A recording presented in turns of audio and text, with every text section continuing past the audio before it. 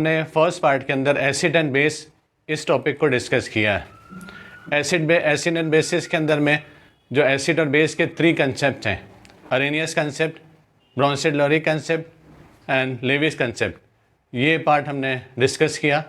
Second हम इसी का दूसरा पार्ट है बफर। बफर को हम यहाँ डिस्कस करेंगे कि व्हाट इज़ बफर। ये बफर जो है एक जनरल टर्म है। जैसे हम लोग जनरल वे में बफर, हमको मालूम है कि बफर कहाँ यूज़ होता है। अक्सर हम देखते हैं कि बफर जो है वो किसी बाइक में या कार में बफर यूज़ होता है। अगर हम बाइक में या कार में बफर को देखेंगे तो उसका जो फंक्शन है कि जब कोई कार या बाइक स्पीड से जाती है और कोई स्पीड ब्रेकर आते हैं या कोई जर्क आता है, तो उसके अंदर ये सिस्टम होता है कि स्पीड ब्रेकर से ये जर्क को, ये कार के अंदर एक ऐसा सिस्टम होता है जो इसको एब्जॉर्ब कर लेता है और बॉडी पर उसका इफ़ेक्ट नहीं होता। जर्क जो है वो एब्जॉर्ब करता है। तो वो सिस्टम जो जर्क को एब्जॉर्ब करता है और जिसके थ्रू वो होता है, वो बफर का वो सिस्टम हर बाइक में या कार में या इस किस्म के चीज़ों में होता है। तो या ऐसे ही फार्मास्यूटिकल प्रिपरेशंस के अंदर में भी बफर यूज़ होता है जैसे, और उसका मेन पर्पज़ है कि किसी भी फार्मास्यूटिकल प्रिपरेशन के अंदर बफर के यूज़ होने का पर्पज़ ये है क्योंकि हम कोई भी ड्रग को और किसी भी कंपाउंड को हम देखेंगे, उसकी कोई ना कोई पीएच है, या वो एसिडिक कंपाउंड है या बेसिक कंपाउंड है। चाहे वो ड्रग है, ड्रग भी एसिडिक नेचर का होगा या बेसिक नेचर का होगा या न्यूट्रल होगा। 3 कैटेगरी में से एक कोई ना कोई कैटेगरी में वो एक कैटेगरी में होगा, या तो वो एसिडिक होगा या बेसिक होगा या न्यूट्रल होगा। तो ऐसी कंडीशन में अगर हमने उसका पीएच को मॉनिटर नहीं किया और पीएच को एडजस्ट नहीं किया, तो ऐसा ये चांसेस हो सकते हैं कि पीएच के अंदर वेरिएशन आ गया। और एज ए ड्रग अगर हमने यूज़ किया बॉडी के अंदर, क्योंकि कुछ पार्ट ऐसे होते हैं कि कुछ टिश्यूज़ ऐसे होते हैं जो बहुत ही ज़्यादा सेंसिटिव होते हैं। जैसे आइज़ में जो टिश्यूज़ होते हैं, नोज़ में जो टिश्यूज़ होते हैं, ईयर में जो टिश्यूज़ होते हैं, वो बहुत ज़्यादा सेंसिटिव टिश्यूज़ होते हैं। अगर हमने उसका पीएच एडजस्ट नहीं किया तो ये पीएच की वजह से, पीएच के वेरिएशंस की वजह से और एसिडिक और बेसिक कंडीशन की वजह से वो सेल्स के डैमेज होने के चांसेस हैं, टिश्यू के डैमेज होने के चांसेस हैं। कभी कभी हम किसी कंटेनर में कोई फार्मास्यूटिकल प्रिपरेशंस है, कोई ड्रग है, कोई सायरप है, ये कंटेनर में उसको पैक करते हैं।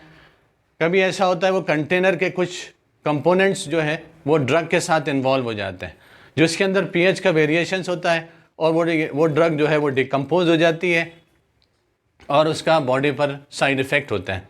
तो ये सारे पॉइंट ऑफ व्यू से, ये सारी चीज़ों को सामने रखते हुए इसको बफर को डिज़ाइन किया है।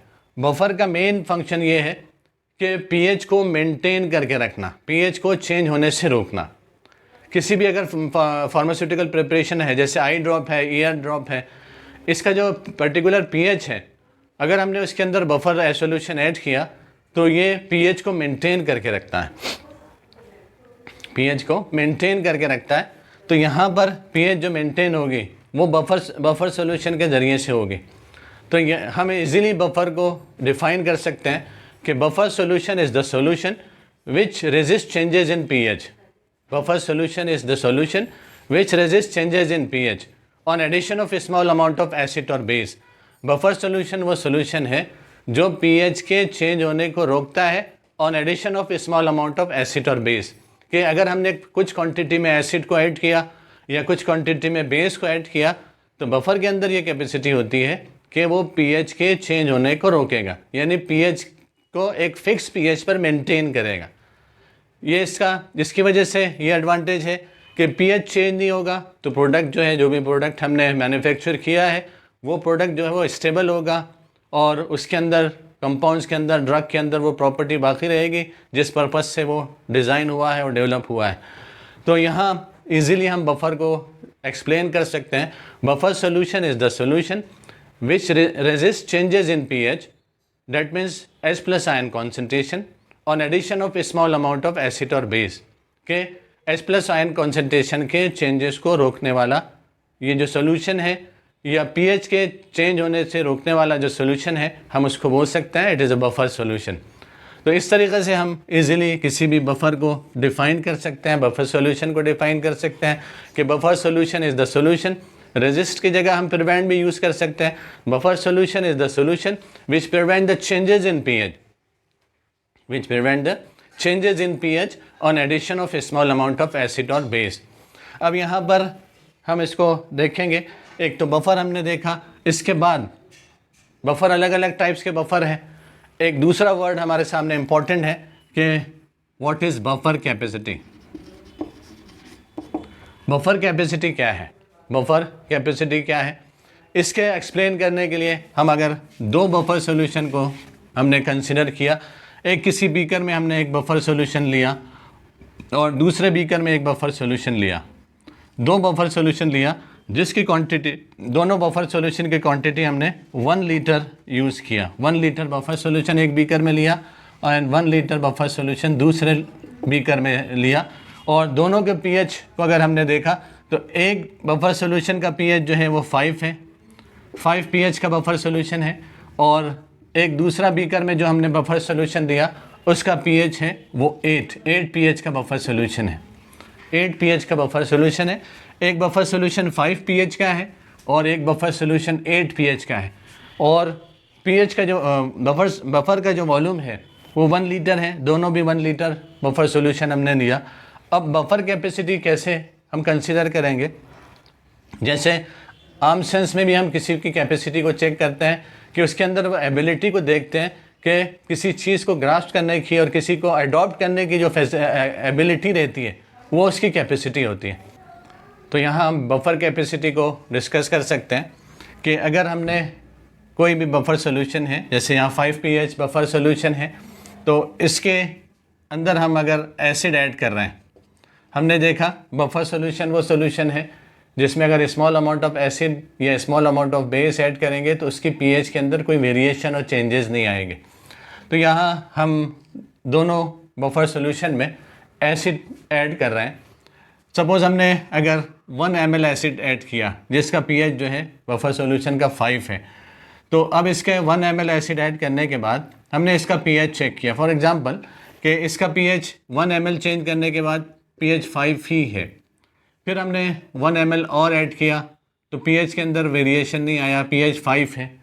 1 ml और ऐड किया तो ये हो गया, क्योंकि एसिड ऐड कर रहे हैं तो पीएच रिड्यूस होगी, यहाँ पर 4.8 पीएच हो गई। 1 ml एसिड और ऐड किया तो ये 4.6 हो गई। 1 ml एसिड और ऐड किया ये 4.4 पीएच हो गई।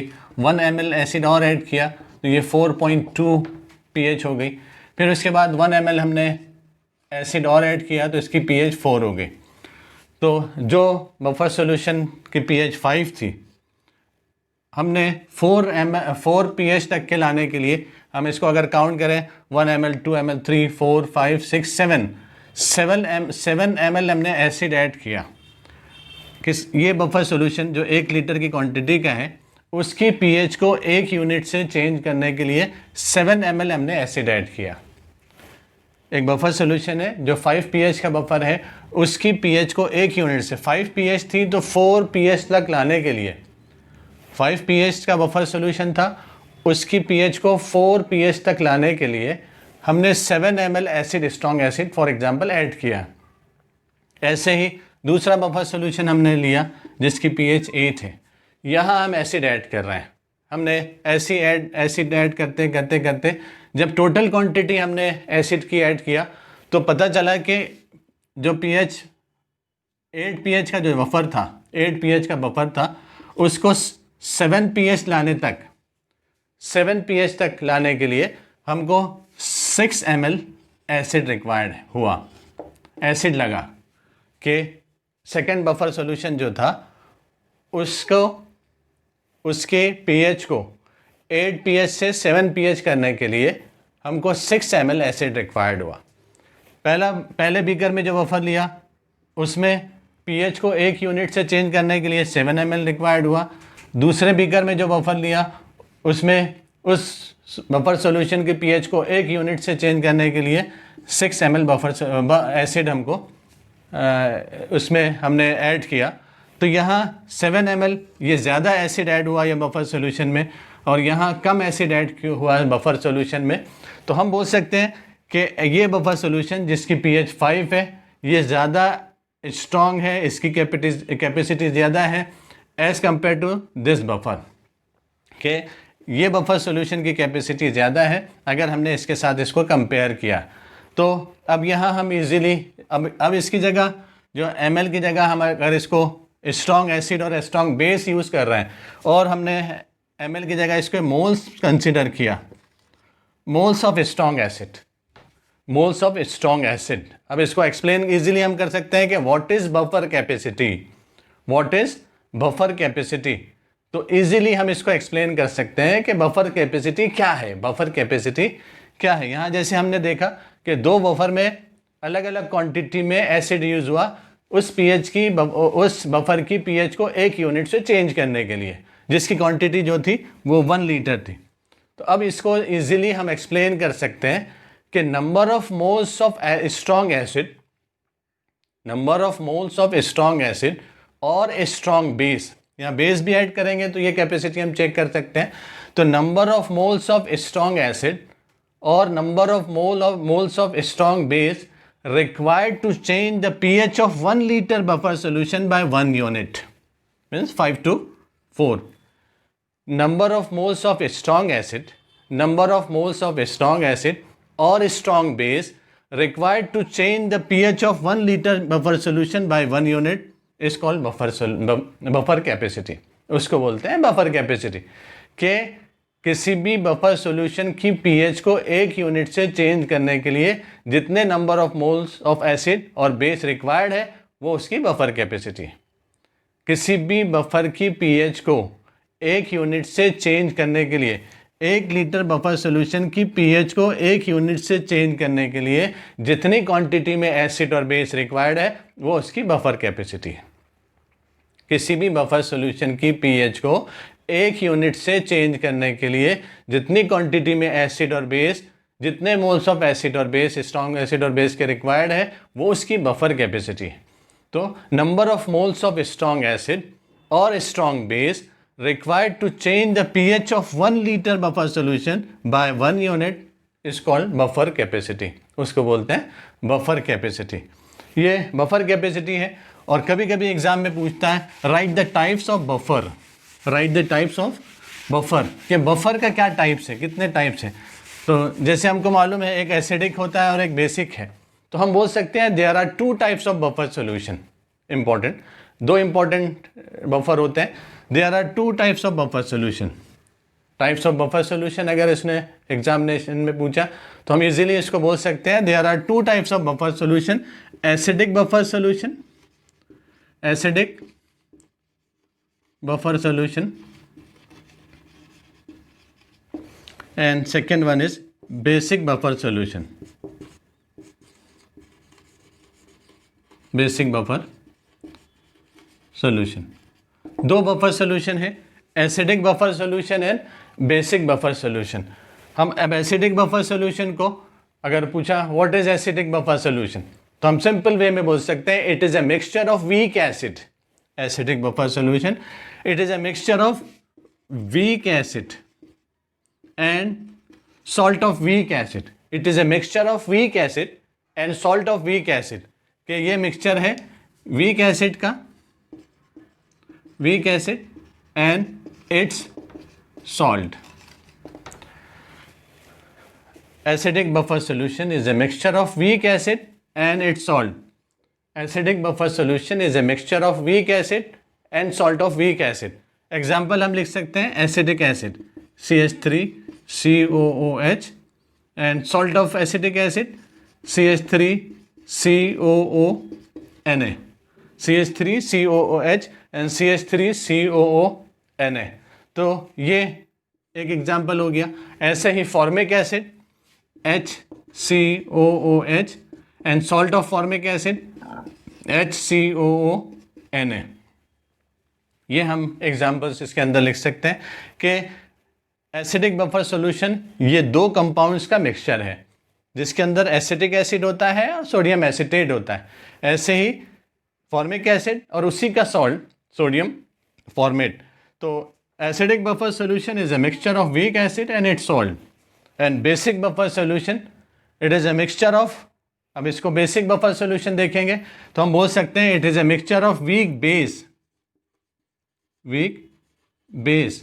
and salt of weak base and its salt, weak base and its salt. ये इसको हम लोग कंसिडर कर सकते हैं कि बेसिक बफर सॉल्यूशन क्या है, ये वीक बेस है और उसका सॉल्ट है, वीक बेस है और उसका सॉल्ट है. इसमें एग्जांपल लिख सकते हैं. वीक बेस में ammonium hydroxide NH4OH and NH4Cl, ammonium hydroxide and ammonium chloride, ammonium hydroxide and ammonium chloride, ammonium hydroxide and ammonium chloride. तो अब टाइप्स ऑफ बफर हो गए कि बफर के दो टाइप्स हैं. Acidic buffer solution, acidic buffer solution is a mixture of weak acid and its salt. Example acidic acid and sodium acetate, formic acid and sodium formate. ऐसे basic buffer solution it is a mixture of weak base and its salt. Example ammonium hydroxide and ammonium chloride. अब इसके साथ ये चीज़ बहुत important है कि buffer solution है और हमने बफर सॉल्यूशन बनाया है और उसमें एसिड ऐड करने के बाद या alkaline drug, basic drug add करने, बेसिक कंपाउंड ऐड करने के बाद, स्ट्रॉन्ग बेस ऐड करने के बाद उसके अंदर चेंजेस क्यों नहीं आते. तो इसलिए उसका मैकेनिज़्म ऑफ एक्शन जानना बहुत ज़रूरी है कि क्या मैकेनिज़्म ऑफ एक्शन है जिसके ज़रिए से हम ये मालूम कर सकते हैं कि बफर के प्रेजेंस में उसकी पीएच चेंज क्यों नहीं होती.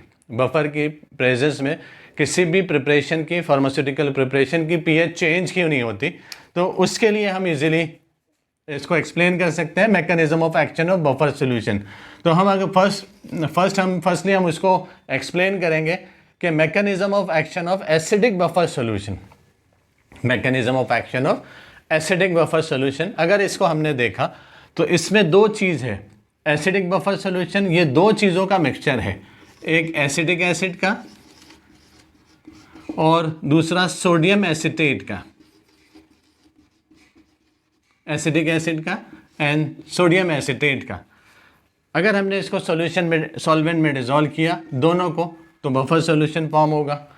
तो अब हम इसको देखेंगे क्योंकि एसिडिक एसिड एक वीक एसिड है और एसिड की स्ट्रेंथ जो है वो डिपेंड होती है उसकी डिग्री ऑफ आयोनाइजेशन पे.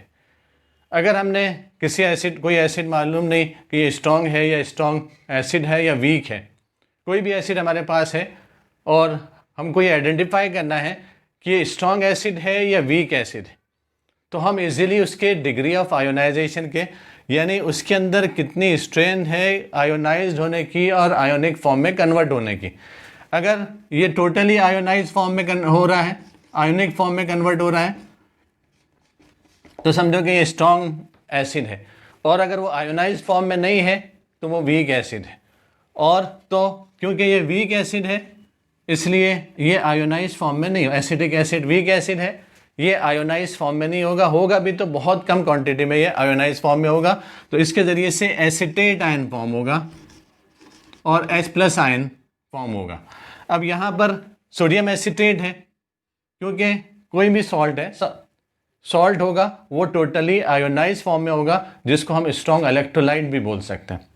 सॉल्ट है तो वो टोटल आयोनाइज्ड फॉर्म में होगा, सॉल्ट है तो टोटली वो आयोनाइज्ड फॉर्म में होगा जिसकी वजह से इसको हम इलेक्ट्रोलाइट्स बोलते हैं. तो हम सोडियम एसिटेट को स्ट्रॉन्ग इलेक्ट्रोलाइट्स बोल सकते हैं. तो यहाँ जो रहेगा sodium acetate totally acetate ion form में रहेगा और सोडियम फॉर्म में रहेगा.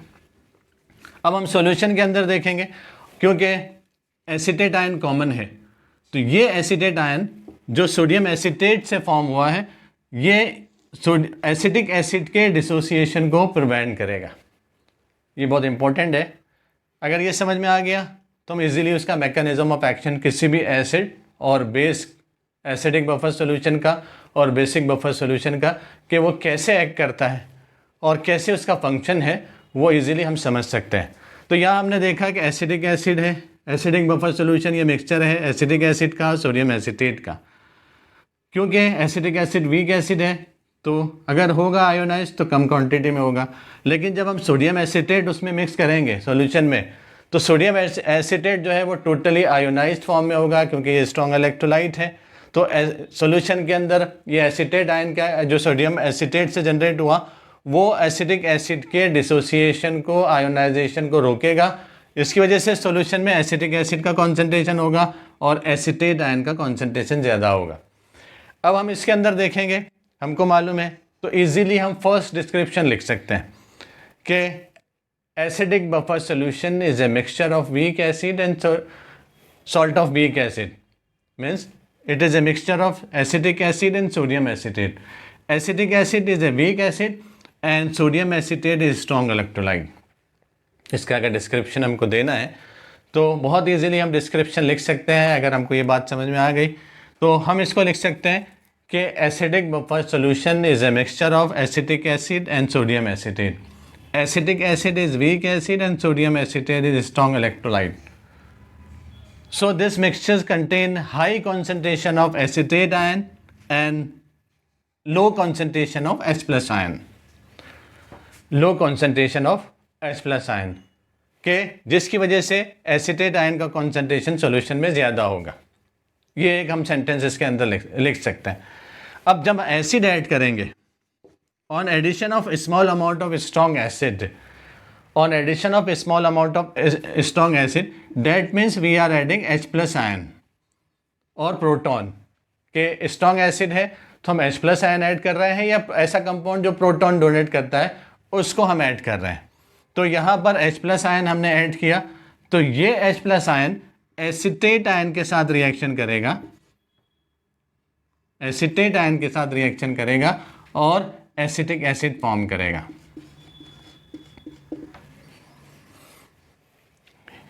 On addition of a small amount of acid, H plus ion of the acid will react with acetate ion, to form acetic acid.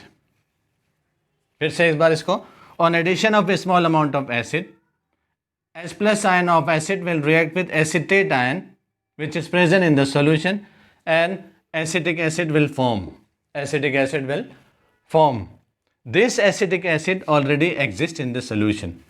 ये acidic acid already solution में present है। जब हम स्मॉल अमाउंट में acid add करेंगे तो acid का H plus ion solution में जो एसिटेट आयन है उसके साथ रिएक्शन करेगा और एसिटिक एसिड फॉर्म करेगा। ये एसिडिक एसिड ऑलरेडी सॉल्यूशन में है जिसकी वजह से पीएच के अंदर ज़्यादा वेरिएशन नहीं आएगा, तो हम इजीली इसको बोल सकते हैं on addition of a small amount of acid H plus ion of the acid will react with acetate ion to form acetic acid. This acetic acid already present in the solution, so the pH of the solution will not change. ऐसे ही अगर हम base add करें, ऐसे ही base add कर रहे हैं तो hydroxyl ion of the base, OH minus ion of the base will react with acetic acid. OH minus ion of the base will react with acetic acid to form acetate ion and water.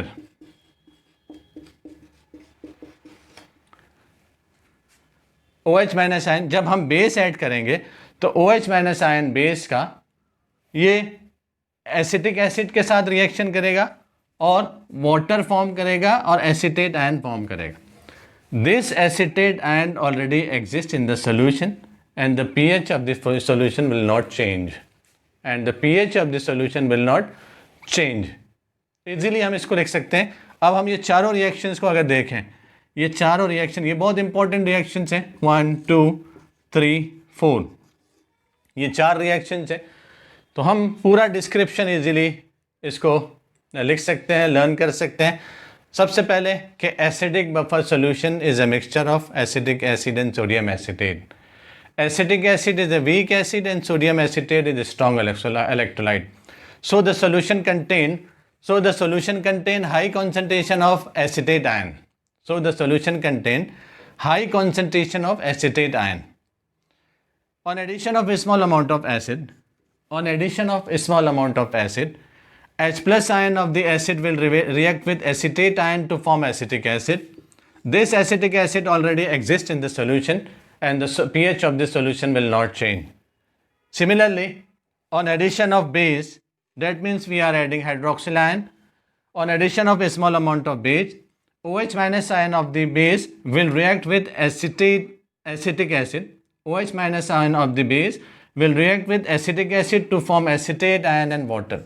This water is neutral and this acetate ion is already exist in the solution. So the pH of the solution will not change. So the pH of the solution will not change.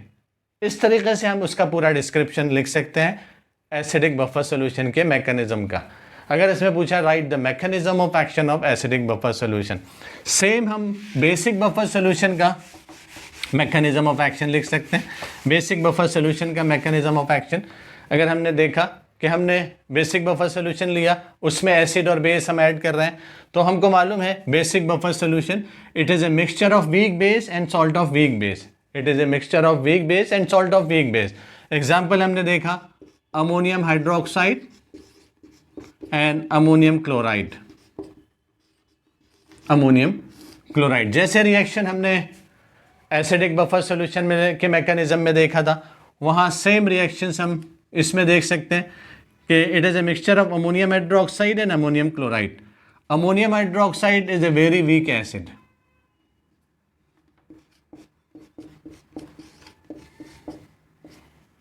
And ammonium chloride is strong electrolyte. Ammonium chloride is strong electrolyte. यहाँ basic buffer solution is a mixture of ammonium hydroxide and ammonium chloride. Ammonium hydroxide is a very weak base and ammonium chloride is a strong electrolyte. So the solution contain high concentration of ammonium ion and the chloride ion. Ammonium ion and the chloride ion. On addition of a small amount of acid, a small amount of acid. On addition of a small amount of acid, on addition of a small amount of acid, H plus ion of the acid, H plus ion of the acid will react with ammonium hydroxide to form ammonium ion and water. Ammonium ion and water. This ammonium ion is already exist in the solution, so the pH of the solution will not change. जब हम strong acid को ammonium chloride buffer solution में यानी basic buffer solution में add करेंगे, तो acid का H plus ion ammonium hydroxide के साथ रिएक्शन करेगा, अमोनियम आयन फॉर्म करेगा और वाटर फॉर्म करेगा. ये अमोनियम आयन ऑलरेडी सॉल्यूशन में प्रेजेंट है, जिसकी वजह से सॉल्यूशन की पीएच चेंज नहीं होगी. ऐसे ही अमोनियम क्लोराइड है. Ammonium on addition of a small amount of base, that means that we are adding OH minus ion. This OH minus ion of the base will react with ammonium ion to form ammonium hydroxide. This ammonium hydroxide already present in the solution, so the pH of the solution will not change. तो इस तरीके से हम बोल सकते हैं कि जब हम बेस ऐड करेंगे तो बेस का hydroxyl ion OH minus ion ये अमोनियम आयन के साथ रिएक्शन करेगा. अमोनियम आयन के OH minus ion ammonium ion के साथ रिएक्शन करेगा और अमोनियम हाइड्रोक्साइड फॉर्म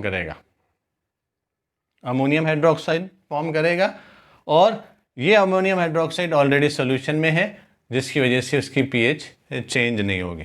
तो इस तरीके से हम उसका ये चारों भी रिएक्शंस हैं 1 2 3 4 चारों रिएक्शन के अगर हमारे सामने हैं, रिएक्शन के स्टडी अच्छे से कर लिया तो उसका डिस्क्रिप्शन बहुत इजीली हम लिख सकते हैं. अब इसके बाद ये बफर सॉल्यूशन है, तो फार्मेसी में और फार्मास्यूटिकल प्रिपरेशंस के अंदर में इसका क्या इंपॉर्टेंस है. कभी कभी पूछता है write the significance of buffer solution in pharmacy, write the importance of buffer solution in pharmacy या application of buffer in pharmacy. Write the application of buffer in pharmacy के फार्मेसी के अंदर बफर के क्या एप्लीकेशन है, क्या uses हैं. कभी पूछता है इसके इम्पोर्टेंस क्या है, कभी क्या इसके पूछता है इसके सिग्निफिकेंस क्या है। तो यहाँ हम बहुत इजीली लिख सकते हैं, कुछ इंपॉर्टेंट पॉइंट बफर के लिए यूज़ कर सकते हैं। कुछ फार्मास्यूटिकल प्रिपरेशंस और कुछ ड्रग्स ऐसी रहती है जिसकी सोल्युबिलिटी पीएच डिपेंडेंट होती है।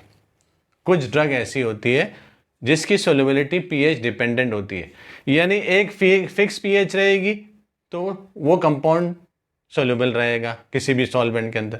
पीएच के अंदर वेरिएशन आएगा, उसकी सोल्युबिलिटी के अंदर वेरिएशन आएगा, यानी वो डिज़ोल्व नहीं होगा। तो हम एक पॉइंट, सबसे पहला पॉइंट सिग्निफिकेंस के अंदर, इंपॉर्टेंस के अंदर, एप्लीकेशन के अंदर ये लिख सकते हैं कि solubility of some pharmaceutical preparations are pH dependent. Solubility of some pharmaceutical preparations or some pharmaceutical product or some pharmaceutical compounds are pH dependent. Solubility of some pharmaceutical compounds are pH dependent. So required pH of the solution can be maintained by using buffer solution. Required pH of the solution, required pH of the compound can be maintained by using buffer solution. So the required pH of the solution is adjusted by buffer solution. First point हम लिख सकते हैं कि solubility of some pharmaceutical compounds are pH dependent. So the required pH of the solution is maintained by buffer solution. First point हम इसमें। Second हम point लिख सकते हैं, कुछ कंपाउंड्स के कलर जो है और उसका कलर शेड जो है वो भी पीएच डिपेंडेंट होता है। तो कलर शेड को और कलर को मेंटेन करने के लिए उस सॉल्यूशन की पीएच को मेंटेन करना ज़रूरी है। अगर हमको कलर शेड मेंटेन करना है और उसका फिक्स कलर रखना है तो सॉल्यूशन की पीएच को मेंटेन करना ज़रूरी है। अगर पीएच में वेरिएशन आएगा, उसके कलर में वेरिएशन आएगा। कोई सायरप है, पिंक कलर का सायरप है, उसका एक पर्टिकुलर और फिक्स पीएच है।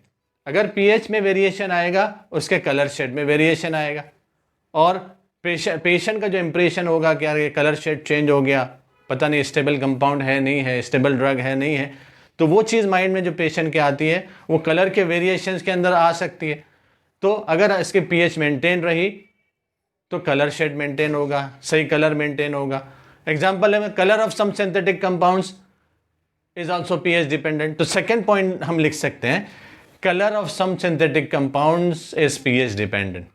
So the pH of the solution can be maintained by using buffer solution. Color of some synthetic compounds are pH dependent, so the required pH can be maintained by using buffer solution like phenolphthalein. Okay, phenolphthalein में अगर base में add करेंगे, sodium hydroxide में add करेंगे तो उसका pink रहेगा, pink colour रहेगा, और अगर उसको एसिड हाइड्रोक्लोरिक एसिड में ऐड करेंगे तो वो कलरलेस होगा। तो इस तरीके से कुछ सिंथेटिक कंपाउंड्स हैं जिनका कलर पीएच डिपेंडेंट होता है। पीएच फिक्स होगी तो कलर उसका मेंटेन रहेगा। ऐसे ही stability of many pharmaceutical compounds are also pH dependent. बहुत सारे फार्मास्यूटिकल कंपाउंड्स की, बहुत सारे ड्रग्स की स्टेबिलिटी भी पीएच डिपेंडेंट होती है। तो हम इसको थर्ड पॉइंट इससे लिख सकते हैं, stability of many compound is also pH dependent. So, for example, ascorbic acid and penicillin are stable in alkaline pH. कि पेनिसिलिन है, ascorbic acid है, ये alkaline pH में अनस्टेबल है। ascorbic acid, पेनिसिलिन जो एंटीबायोटिक है, ascorbic acid जो vitamin है, विटामिन सी है, तो इनकी pH जो है ये जो है alkaline pH पर अनस्टेबल है, डिकम्पोज हो जाता है। तो उसको मेंटेन करने के लिए हमको अल्कलाइन पीएच नहीं रखना चाहिए, मेंटेन नहीं है, तो एसिडिक पीएच पर उनको मेंटेन करके उसको स्टेबल करना पड़ेगा। तो इसलिए हम थर्ड पॉइंट लिख सकते हैं, stability of many pharmaceutical compounds are pH dependent. For example acidic acid, ascorbic acid and penicillin are unstable in alkaline pH, unstable in alkaline pH. ऐसे लिख सकते हैं, the pH of internal and external preparation should be properly maintain, otherwise there may be a chances of tissue damage. The pH of internal and external preparation should be properly maintained, otherwise there may be a chances of tissue damage.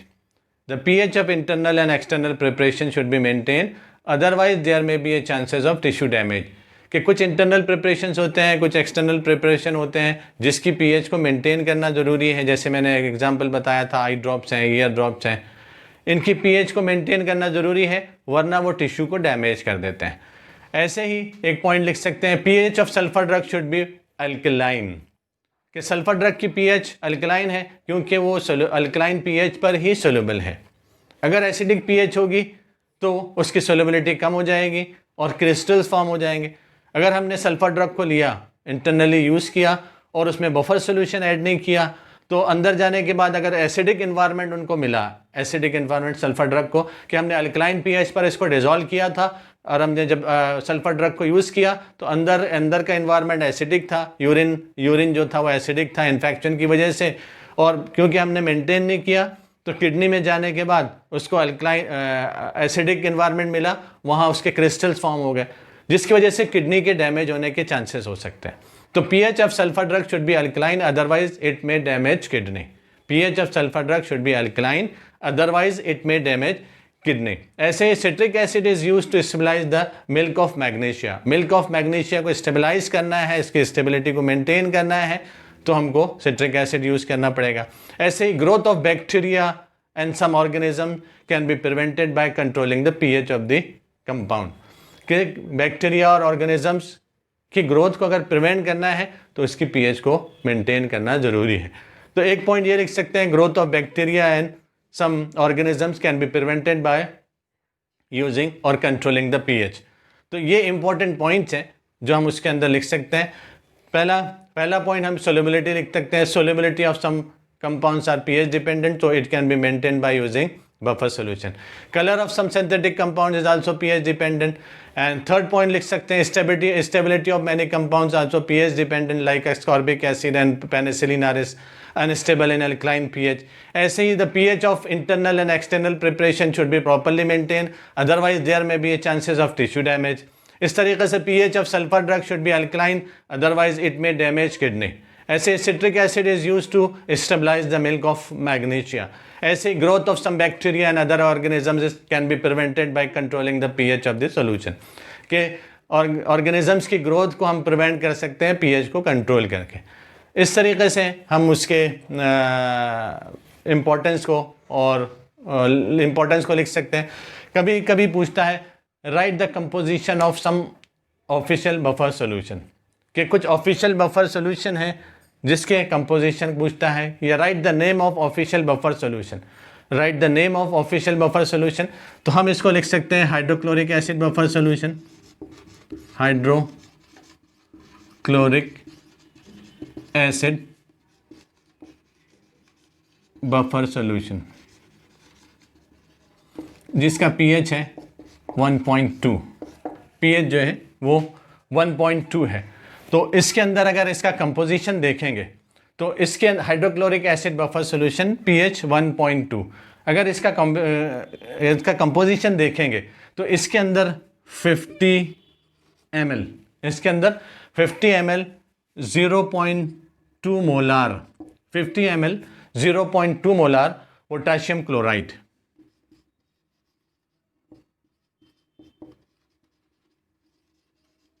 इसके अंदर 50 ml 0.2 molar potassium chloride होता है। ऐसे ही 85 ml 0.2 molar hydrochloric acid,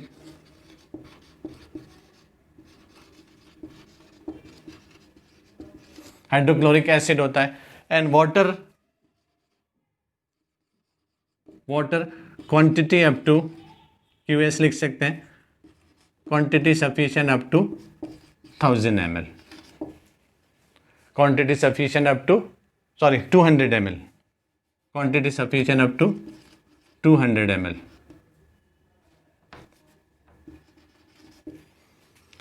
तो ये composition है कि हाइड्रोक्लोरिक एसिड बफर सॉल्यूशन, इसका composition 50 ml 0.2 molar potassium chloride, 85 ml 0.2 molar hydrochloric acid and water quantity sufficient up to 200 ml। ऐसे ही सेकेंड हम acid phthalate buffer,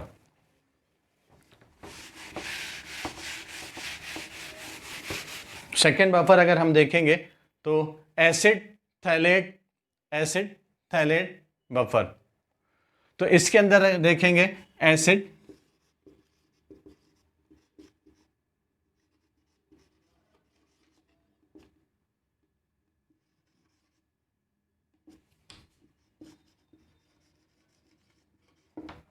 acid phthalate buffer, acid phthalate buffer pH4, acid phthalate buffer pH4, जिसके अंदर 50 ml 0.2 molar 50 ml 0.2 molar potassium hydrogen phthalate, potassium hydrogen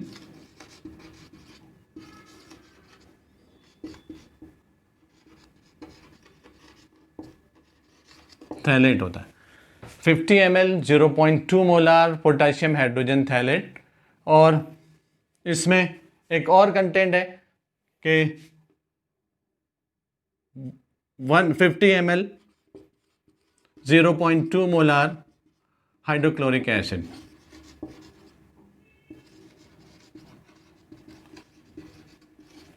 $50 ml 0.2 molar hydrochloric acid and water quantity sufficient up to 200 ml, quantity sufficient up to 200 ml। ये acid phthalate buffer है, acid phthalate buffer pH4 है।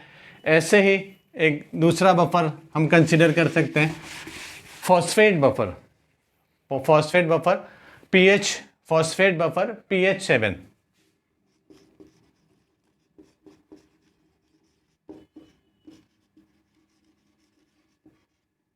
जिसकी pH7 होती है, pH7 है। इसमें 50 ml 0.2 molar potassium hydrogen phthalate, 50 ml 0.2 molar potassium hydrogen phthalate, 29.1 ml 0.2 molar sodium hydroxide, 50 ml 0.2 molar potassium hydrogen phthalate, 29.1 ml 0.2 molar sodium hydroxide and water quantity sufficient up to 200 ml। तो इस तरीके से ये 3 official buffers हैं जो इसके नाम और उसके कंपोजिशन हम इसमें लिख सकते हैं।